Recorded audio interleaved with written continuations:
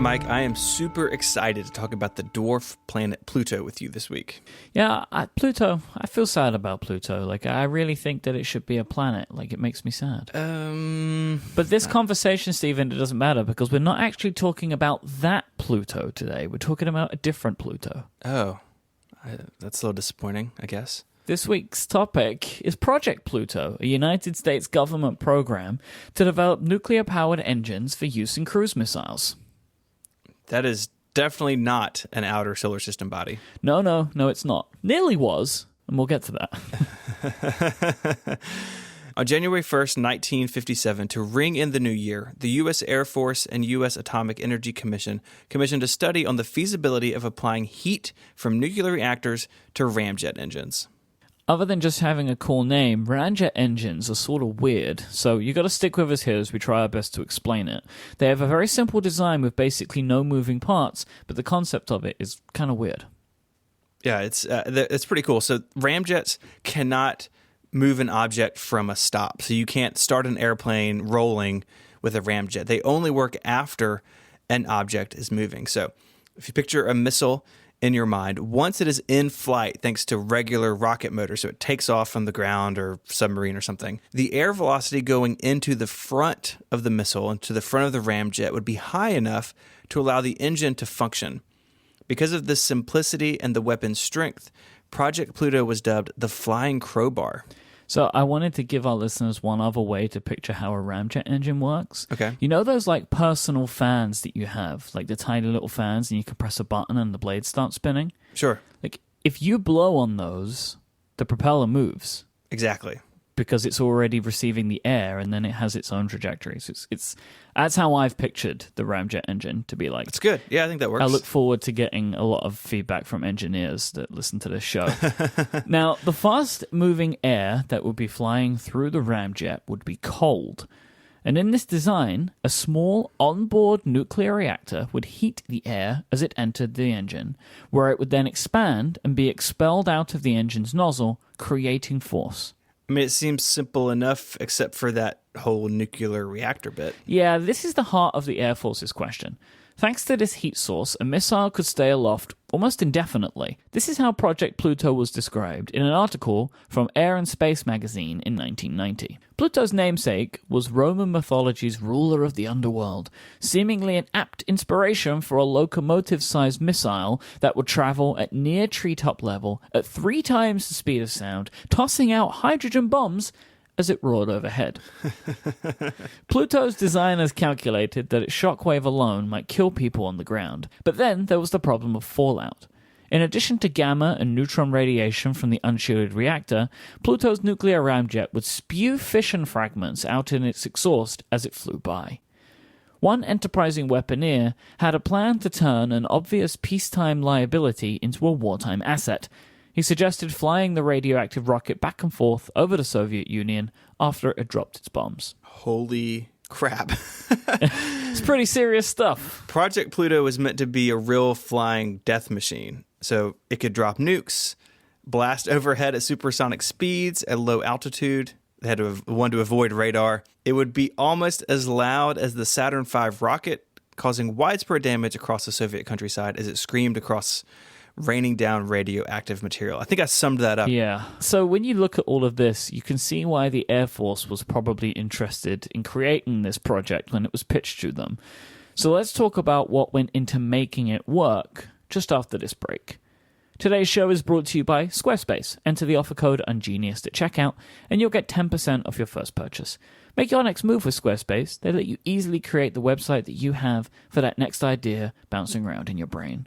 With a unique domain, award-winning templates, 24/7 customer support, and so much more, they are the perfect place for whatever website you want to build. Squarespace is an all-in-one platform that will let you do just anything you want. There's nothing to install, no patches to worry about, no upgrades needed. You can even add a store to your site in just a few clicks. Squarespace plans start at just $12 a month, but you can start a trial today with no credit card required just by going to squarespace.com.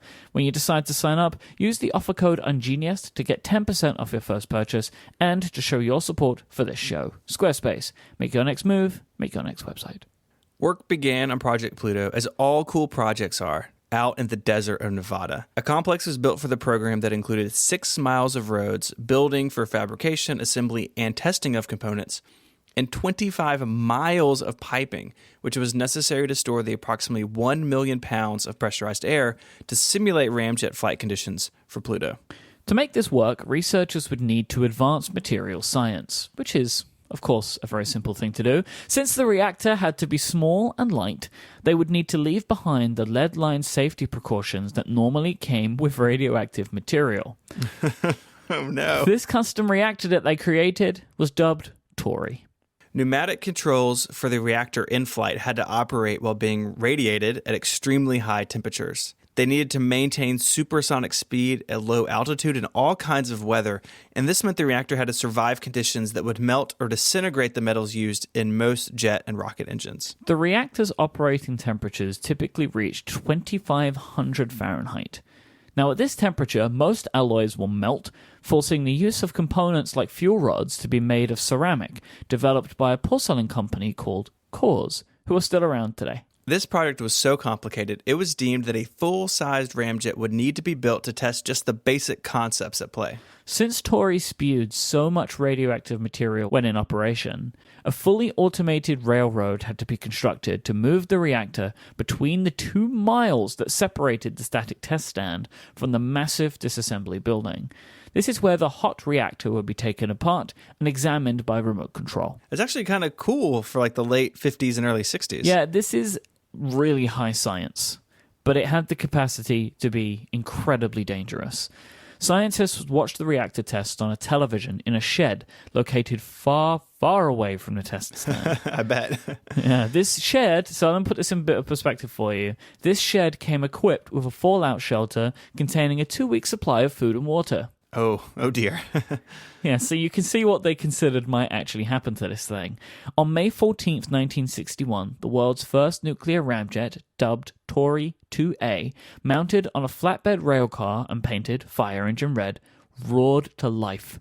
It ran for just a few seconds at a mere fraction of its rated power. The test was deemed a huge success, and to put into perspective what that bar of success was, the railroad car didn't catch fire, Tori 2A didn't explode, and no one died. I think I like that metric for success. I guess that's a good step one. It seems like a pretty low bar, especially when you consider what was actually going on.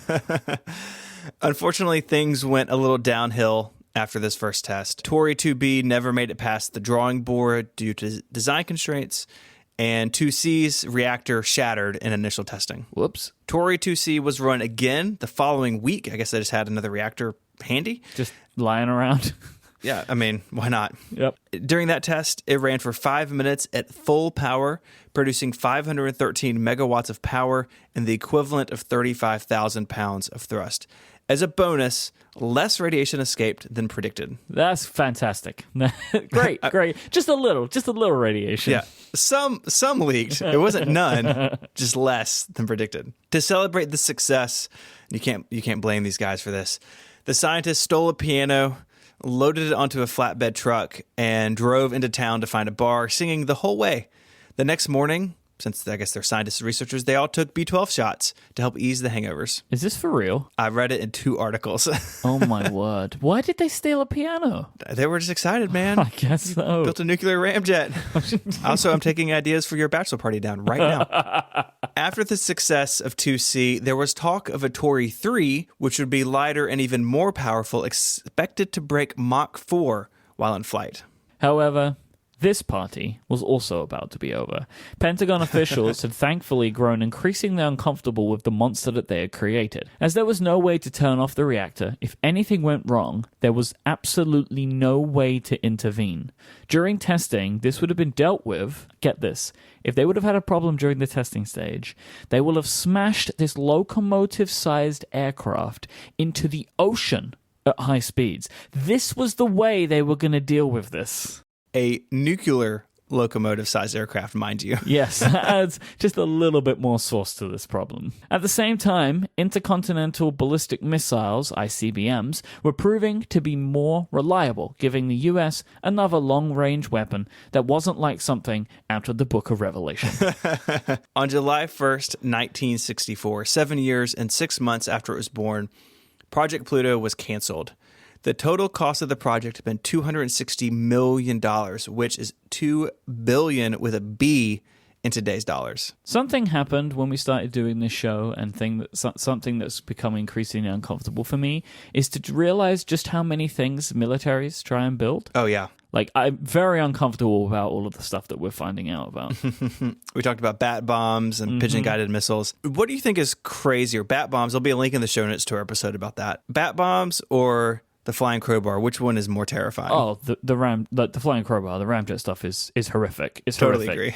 Agree. It really is. It's really terrible that they would strap explosives to animals. Like, that's a really horrible thing. It is. But the sheer firepower they were attempting to create could have ended the world, right? Like, if this thing just decided to just go off on its own, there's nothing that could be done to stop it. So, yeah, the flying crowbar, as fun as that sounds, possibly the worst thing that we've discussed on the show, I think. The number of ways it could kill you. So it's flying extremely low and extremely fast. You have a shockwave following it. It's extremely loud. The shockwave could kill you if it passed over your house. If that didn't kill you, the nuclear fallout from the reactor, because Tori is just like burning off nuclear material. And it was rigged to drop warheads that would have been atomic in nature. Hydrogen bombs. Yeah, it's really a 3-for-1 package. And I agree with you. It's probably the scariest thing we've talked about on this show, but thank goodness it was never put into production, because you could just imagine the one-upping that would happen if this had taken place. It would have been horrific. No, there would have been no one-upping to be had. This would have Everyone's been dead. This is done. It's done. Everyone has been upped. This is the one-up. If you want to learn more about Project Pluto, we have some links in the show notes. You can find them at relay.fm/ungenius/34. There's an article in here that's not on Wikipedia that I pulled a lot of this from. It's a fascinating read. There's lots of stuff in here we didn't get into. Just go spend some time reading this. It is really, really fascinating. While you're on the website, you can get in touch with us. All of our topics come from listeners. So send in your topic suggestions.